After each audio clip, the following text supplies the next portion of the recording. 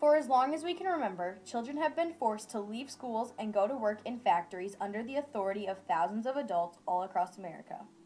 Children did many jobs, some of which were seamstress, engineer, and chimney sweeps.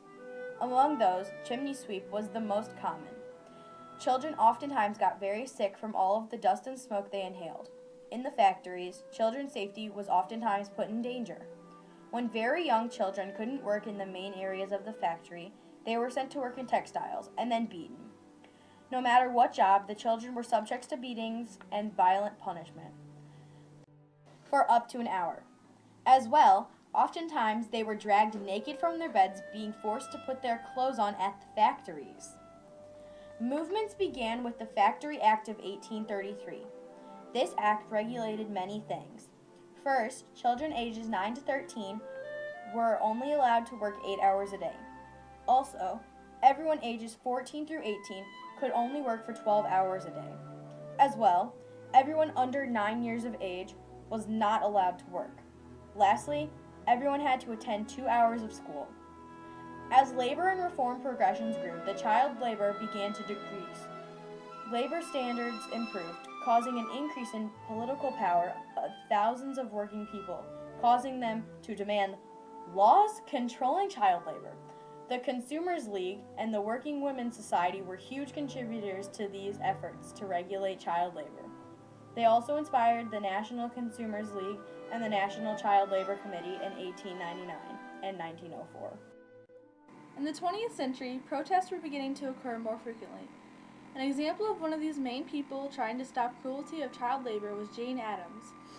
Jane Addams was a strong feminist who was against child labor. She was even awarded the Nobel Peace Prize in 1931 for her hard work and efforts to create peace. This helped her create and enforce the new laws meant to put a stop to child labor. These laws took a long time to be put in their full effect. This time period ranged from 1836 all the way to 1938. During the 102 years, the laws changed tremendously. At first, they only helped the children a little bit, but then gradually got better and better, resulting in the laws we have today.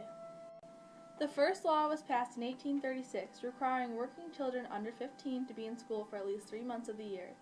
In 1842, states began to require that there be a limit to the amount of days a child can work. In the laws passed in 1876, it banned the hiring of children under the age of 14. The 1883 laws prohibit cigar making in places where the majority of children worked. In 1892, children who were under 15 were banned from working. In 1904, the campaign for federal child labor laws reform began. The child labor law began in 1916, prohibited goods to be moved if the age laws for children were violated. In 1924, an attempt to have child labor regulated never took effect because too few states ratified it. The 1936 law passes which prevents goods to be bought that were made by underage children. In 1937, there was a second attempt to regulate child labor laws, but the law didn't get enough necessary votes. Also, in 1937, a law called the Sugar Act makes sugar beet growers ineligible for benefit payments if they violate the minimum hours and age for a child working there. The last law for child labor was passed in 1938, finally regulating the minimum ages and hours of work for children. During all of this, the Children's Bureau was established. This bureau was established in 1912. It made the USA responsible for monitoring the child labor. Another act that took place was the Fair Labor Standards Act, also known as the FLSA. This act was passed on June 25, 1938, and it required people under 16 to have limited hours and people under 18 to not have manufacturing jobs. Having these laws created higher education for children. Only about 60% of children from ages 5 to 19 were actually enrolled in school. After the child labor laws were passed, the last one being in 1938, the percentage of children enrolled was up to 75% and increasing steadily. By 1991, about 95% of all children were enrolled in school. Other statistics showing a higher education after child labor laws is the amount of high school graduates from the year 1870 to when the laws were passed into 1992. In 1870, there were only about 250 high school graduates per year.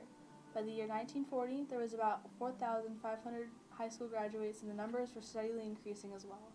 In the year 1992, there was about 8,000 high school graduates. This proves that after the laws regulating child labor were put into effect, the education of America's children was a lot better and is still improving today. To sum up the presentation, the children were forced to work under harsh conditions and cruel treatments with very little pay. The employers of the kids admired them for their small bodies and hands that were able to fit in small places to fix their machines. Factories and employers were out of workers from them being away at war, so they recruited and women to work. The women had to stay home to tend to their smaller children and household chores. That forced their older children to work. Many laws have been passed, and now child labor is not as common, but does still exist. The USA works very hard to keep these laws in place and keep children safe. These laws changed America forever. They changed how we learn and our safety.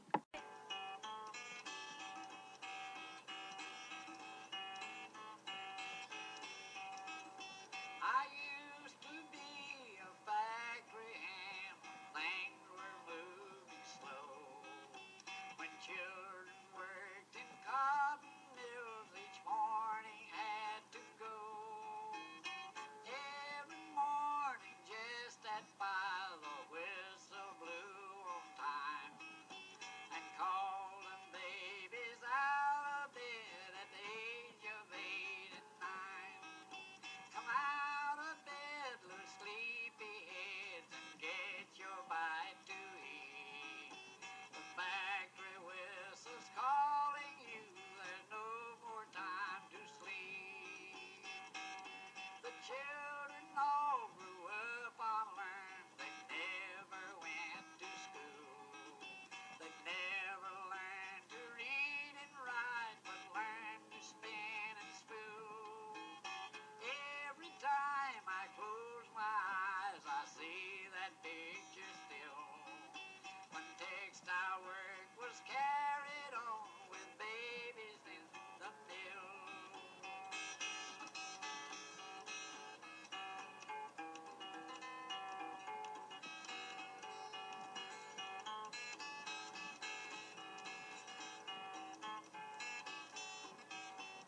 To their jobs, those little ones were strictly forced to go.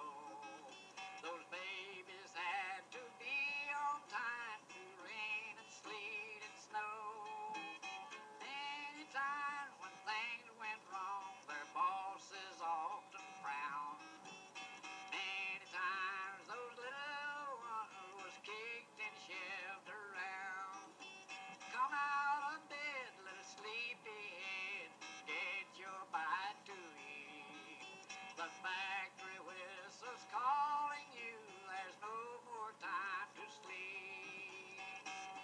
Old timer, can't you see that scene back through the years gone by? Those babies all went on the job the same as you and mine. I know you're glad that things have changed, for we have lots of fun as we go in and do the jobs that babies